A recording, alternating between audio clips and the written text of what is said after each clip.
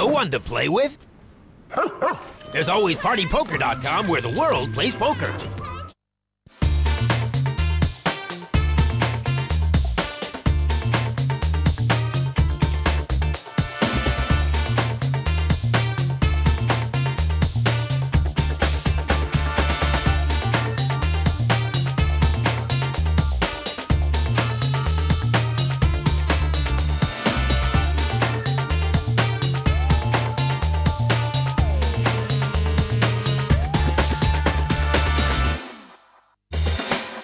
Last week we saw the rulebook go out the window in a heat full of aggression, big-time raising, and loads of banter. Some ace faces played some of the most entertaining poker we have had the pleasure of witnessing.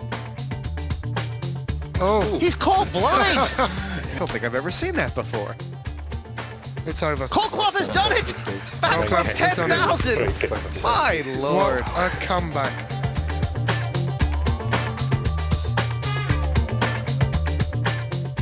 Good evening, I'm Jesse May, and welcome to the PartyPoker.com European Open. I'm here with six-time former world snooker champion Steve Davis. Steve, you're a bit of a poker player as well. And let's talk about raising today and aggression. Well, let's talk about aggression and what aggression isn't. It's not about the frequency of hands you see. That's whether you're tight or loose, how many flops you get to see. Aggression is not also about bluffing. Aggression is really about when you decide to play, how strongly you play and how much fear you put into your opponent. So it's about betting and betting strongly, possibly with second pair, not waiting and playing passively after the flop. So if you're going to be aggressive, how much should you bet? What size of your bet should your bet be?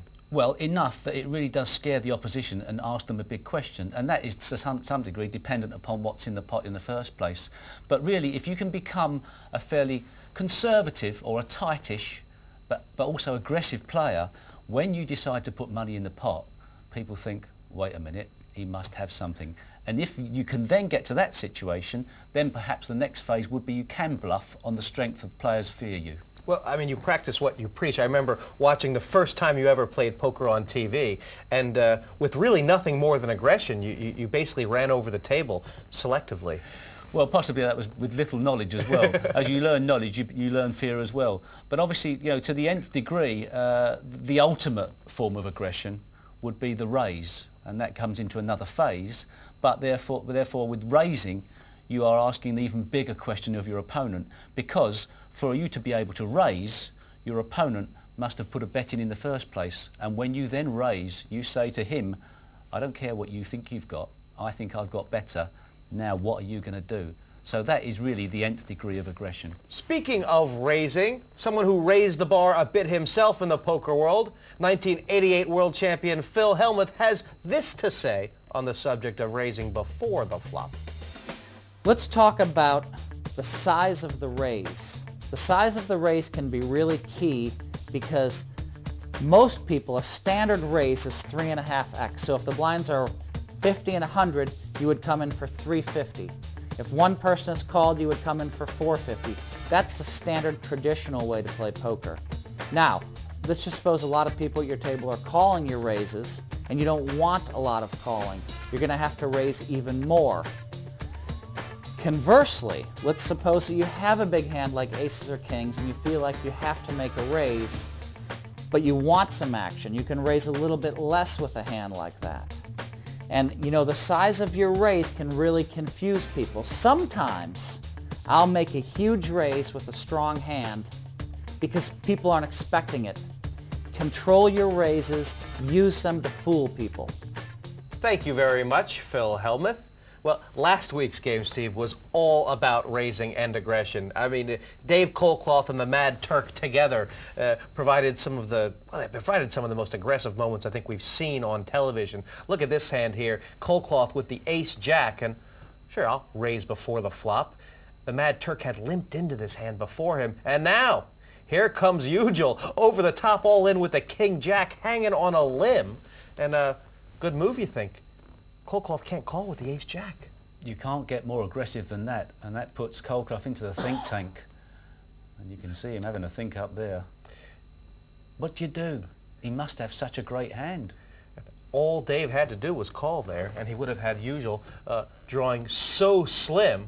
But he said ace-jack. He just assumed that Usual was the way he played the hand, then the aggression at the end, just massive. If you put enough chips into the pot, especially if you've re-raised a raiser, you're asking him a big question. I don't think you've got as much as I've got. What are you going to do now? You don't only have to have aggression with the worst hand, but also we saw an example last week with the best hand, and it was on the turn, and this was the Mad Turk, who may be the most aggressive poker player in Europe. On the turn here, he's bet out with a queen-jack, and Paul Jackson, with a flush draw and a pair, has made a small raise. What does the Mad Turk do? Bish bosh, second pair he's got. It's the best, but how can Paul call for all his chips?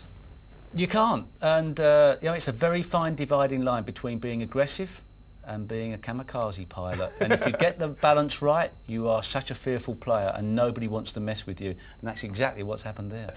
Love to see that tonight because it's one of the greatest things to watch in poker. And let's check out who's on the fences.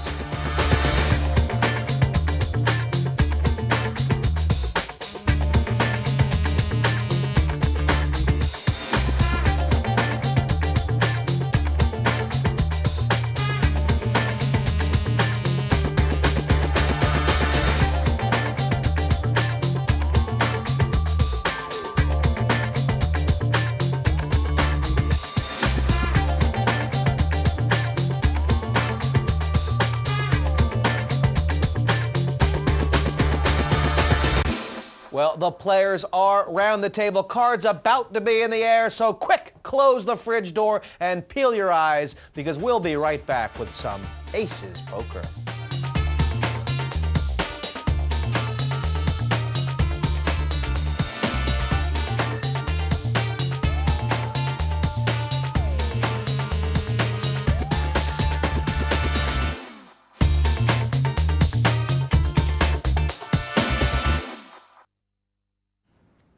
No one to play with? There's always PartyPoker.com.